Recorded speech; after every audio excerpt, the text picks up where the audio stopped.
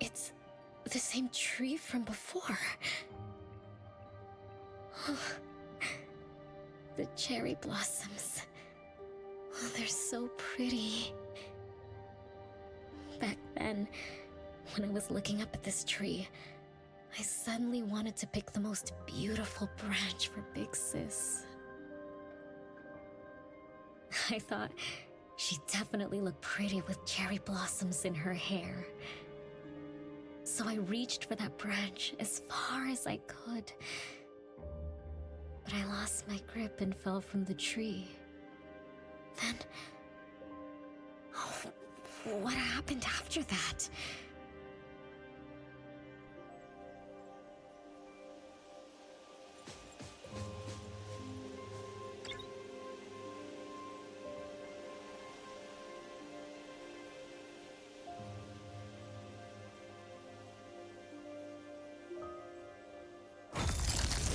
This is the crooked tree we saw when we first got here.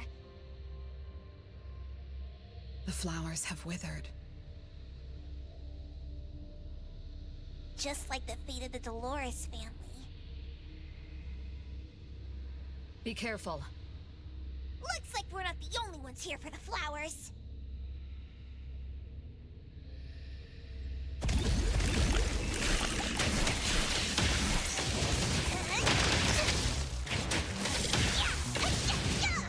Just a tickle.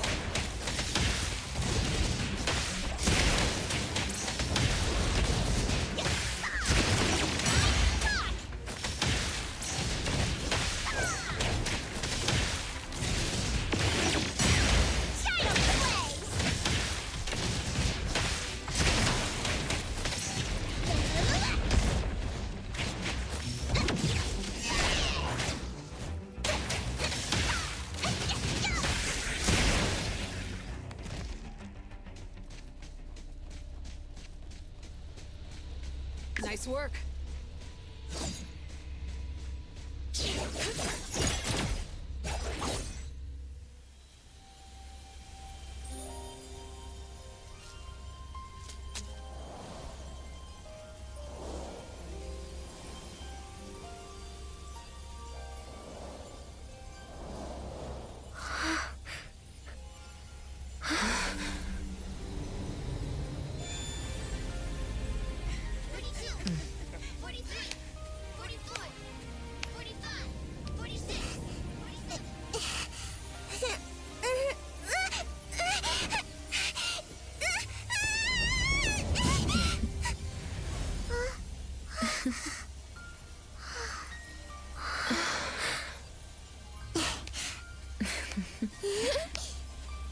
We've been waiting for you for a long time, Renee.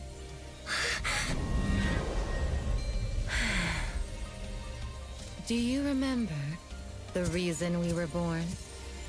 And the purpose we must serve?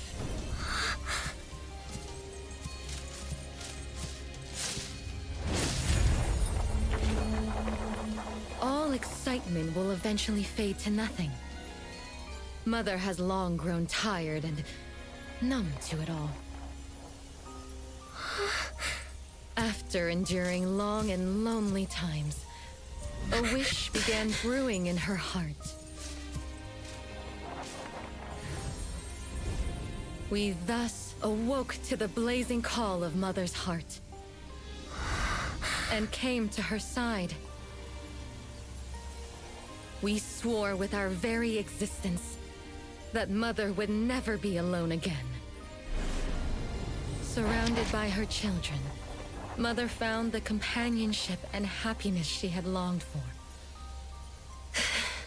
But she didn't stop. She kept yearning for more. Because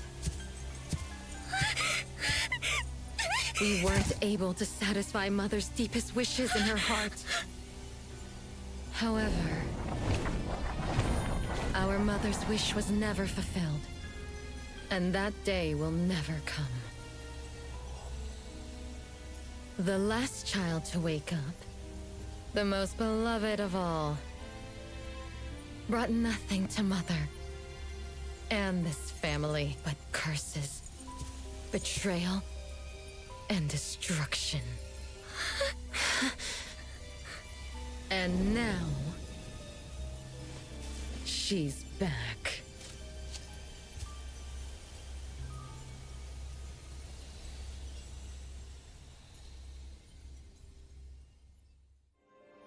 Do you remember about the time our family spent here?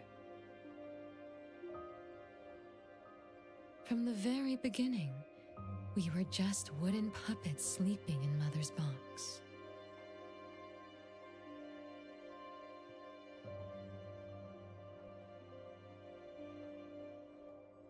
We opened our eyes in response to her deepest wishes. We answered her calling from the depths of her heart. Teresa, Elliot, Yvette, one by one, the children woke up and gave everything they got to put a smile on Mother's face. Those names are the same as the puppets found by the Bureau. This was Mother's miracle. She gave life to the wooden bodies of her puppet children. All of us shared Mother's gift of eternity. In return, we brought her laughter and companionship. The happy times seemed to last forever. But Mother still felt lonely. She was still yearning for more. As long as Mother's wish remained unfulfilled, more children would continue to come to her side. And you, little Renee, are the last child to receive her favor, and the one she treasures most. So, we used to be puppets.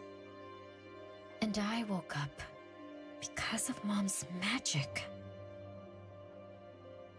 That must be the Esper ability of Lady Dolores. Our existence, our calling, and our purpose. Everything was dedicated to Mother.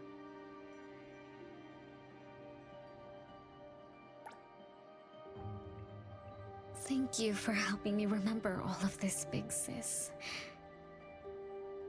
Unfortunately, you abandoned all of our duties. You betrayed us and committed an unforgivable sin. Sin? I don't get it. You forgot your family. You even forgot the sins you committed. But that's okay. I'll make you remember everything. That's exactly why I am here. The sin is recorded on Mother's registry in the study. Won't you go see for yourself? You could give us a better explanation. Everything started because of you. My ignorant little sister. Oh, wait a minute. Don't leave me, sis!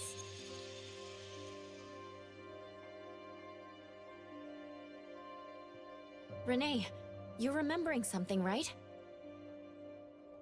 Just like what Bella said, we're all puppets that woke up in response to Mom's wishes. We exist to keep Mom company.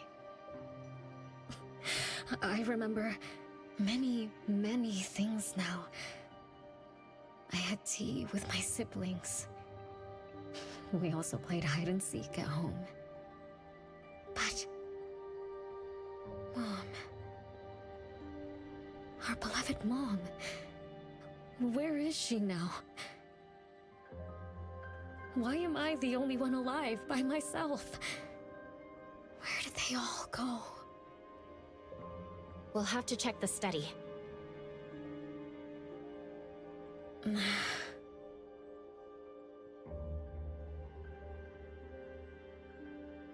What's going on? I have no memory of that place. feel scared. There is something in the study.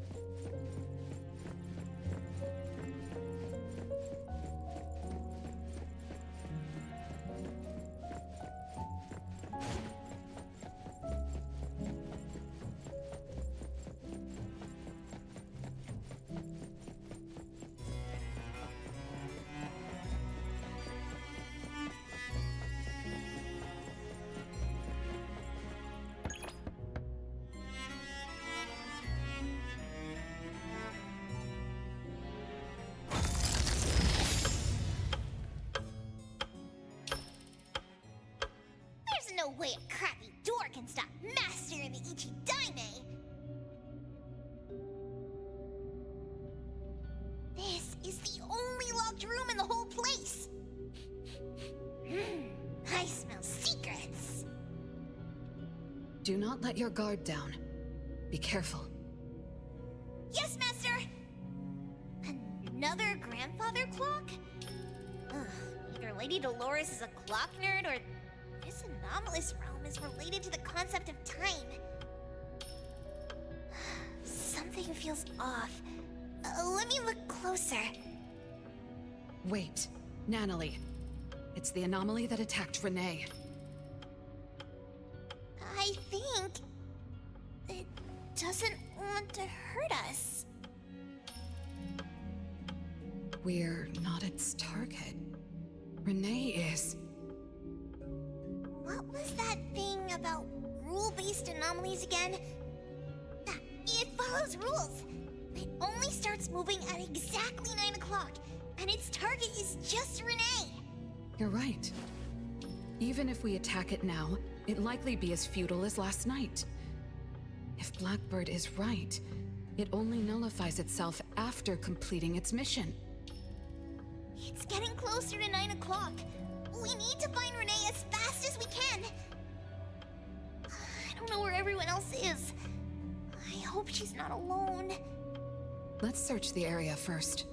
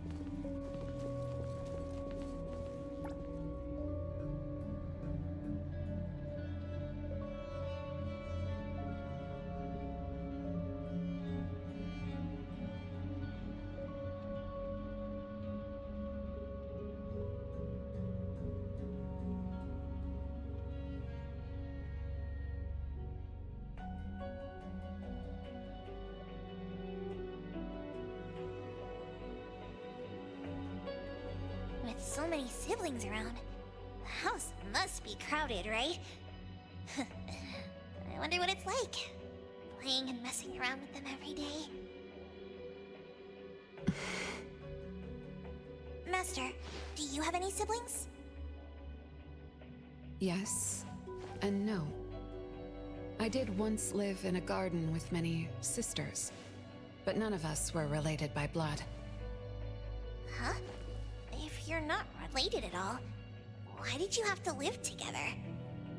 Mother collected beautiful flowers as she saw fit. Of course, she was also a woman with no blood relation to any of us. That's so weird. Well, but isn't that not too different from the Constantine family? There are some similarities, but knowing the Constantines, I find it somewhat ironic that our mother and Dolores are complete opposites. I can sense Lady Dolores' sincere feelings as she cared for her children. Though they are puppets, she treated them as real children. In contrast, the other mother simply manipulated the children she collected into decorative pieces for her own fancy. Master, I don't know what was going on, but I'm glad that you got out of the garden. I think so too.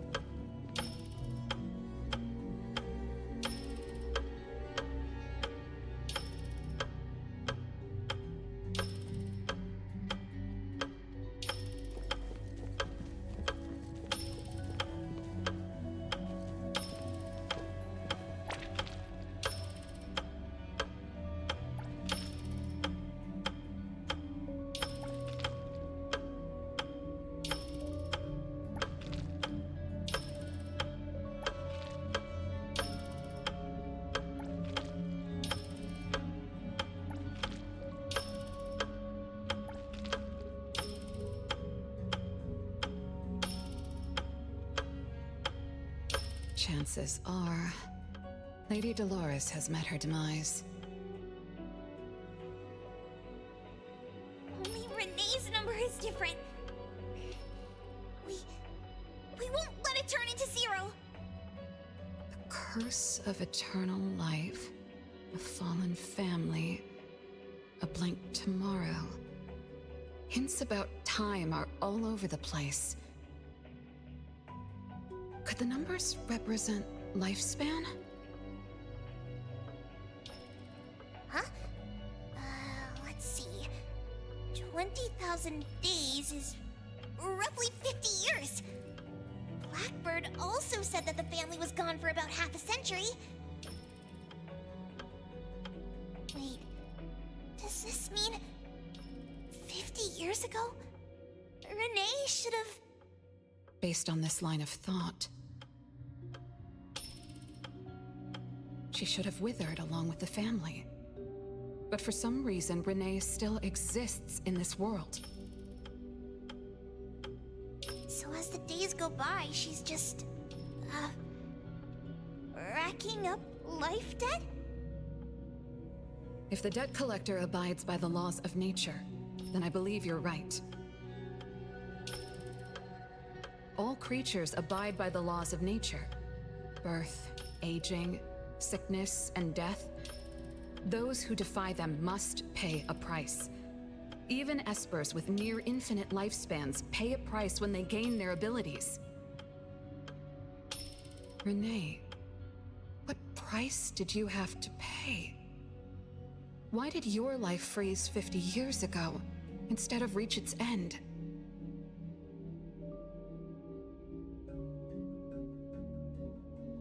The debt collector must be hunting you because the laws of nature require your removal.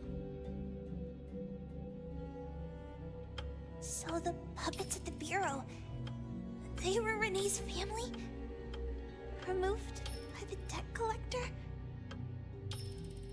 Master, what should we do? Renee's commission. A-Bone accepted the commission. There's no reason to break our contract. I'll do my best.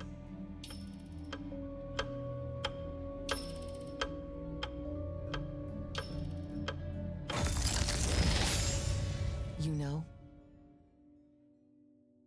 Yes, Mother.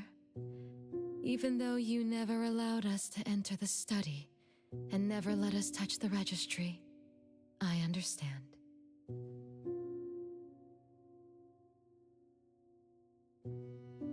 All the siblings, except for Renee, can hear the approaching footsteps of death. Each day we spend with you brings us one day closer to the end. Each day we dispel your solitude takes away another day from us. Isn't that so?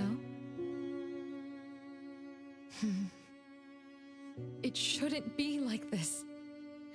As your creations, we are willing to warm your empty heart forever and bring you to the happiness you long for until you no longer need us. But she ruined all of this. When she was born, that cursed registry appeared in our home.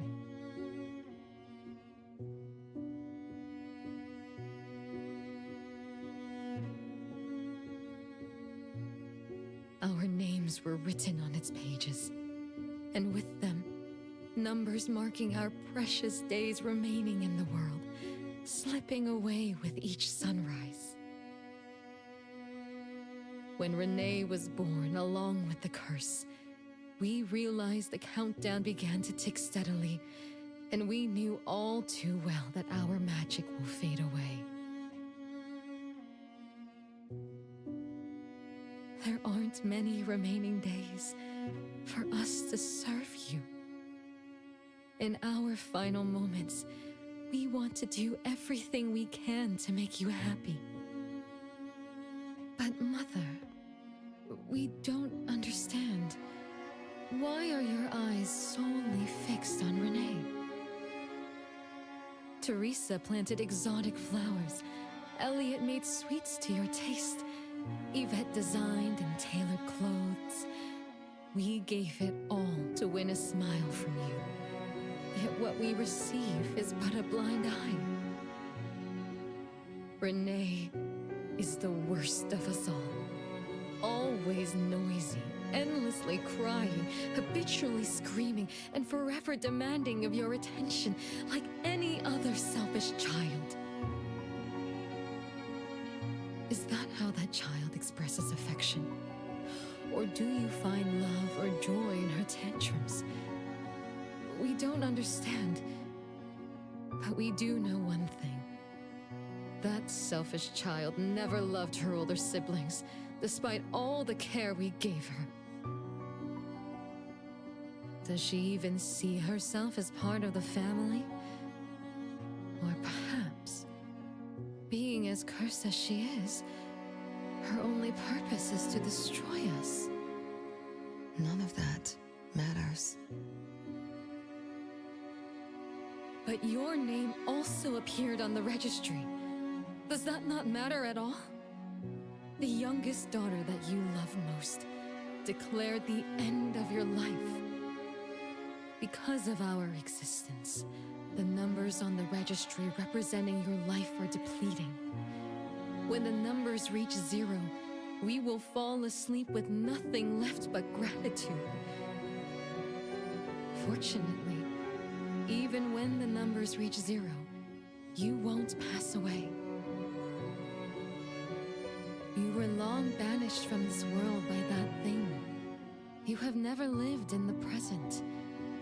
Even when the clock of fate dictated your end, as long as that thing offers you protection, you exist beyond the laws of nature.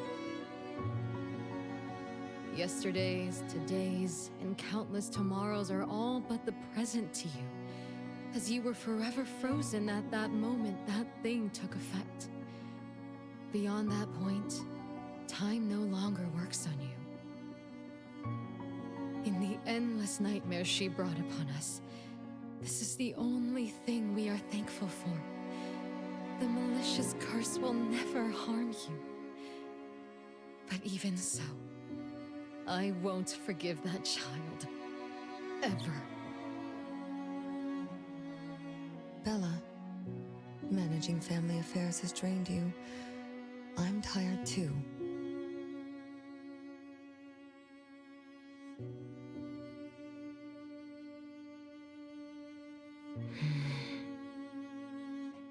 Doesn't someone need to spend time with that child later?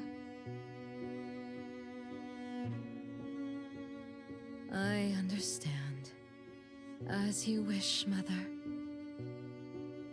As long as this makes you happy and fulfills your final wish, we'll maintain the facade of harmony until that child's curse destroys us all.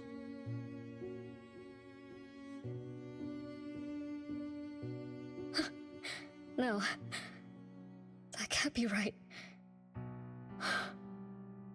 Did I curse my own family? Am I the bane of my family, causing its ruin? Did I steal Mom's love away from the other siblings? Did I even take away their lives? Look at you, denying that you ruined everything. Exactly like before. It shouldn't be like this. You're right, sis. Why me? I love you all from the bottom of my heart. Do you all hate me? If that's true, why were you waiting under the tree to catch me? Love-hate relations in this family are more complicated than you can imagine.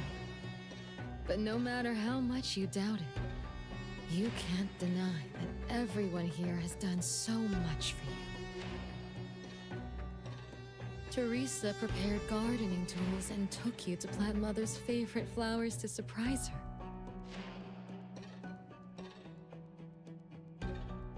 But what did you do? You barely scooped some dirt before rushing to Mother for praise.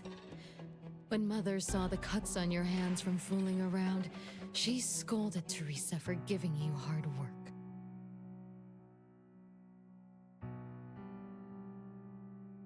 You ran around Elliot each day, saying you desperately wanted to grow as tall as he was, so he managed your diet and made sure you drank milk. But you, just because he worried you'd get cavities and hid the candy jar on a high shelf, you complained to Mother that your brother was giving you a harsh diet. Every time you fell and tore your clothes, someone would mend them meticulously. Nevertheless, you always ignored their efforts and pestered Mother for new clothes.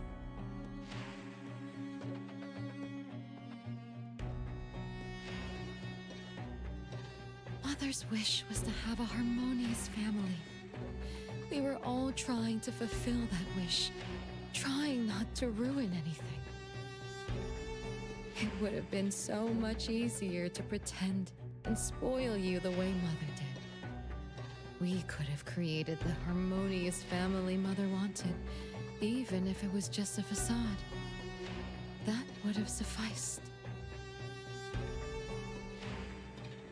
But we couldn't. Even after all your mistakes, we couldn't help but love you like real family. You were our most precious little girl. However, in the face of death, in the face of the curse you brought upon us, even the most sincere love wears out. From the moment you were born, we've been shrouded in the shadow of your curse. The most unforgivable thing is, Mother. She who brought us into the world was the one to pay the ultimate price. Look, it's playtime again. Your favorite game of hide and seek. You were always the worst at hiding. Anyone could find you easily. You were bad at hiding, but worse when you were it. Once, you turned the house upside down and still couldn't find anyone. I remember. It was getting late, but the house was so quiet, so empty. I remembered the ghost stories you told me. I suddenly felt the paintings were staring at me, and the tables and chairs were slowly moving. I thought you left me behind. You finally remembered. But now, looking at it, the opposite is true. You're the one who abandoned us.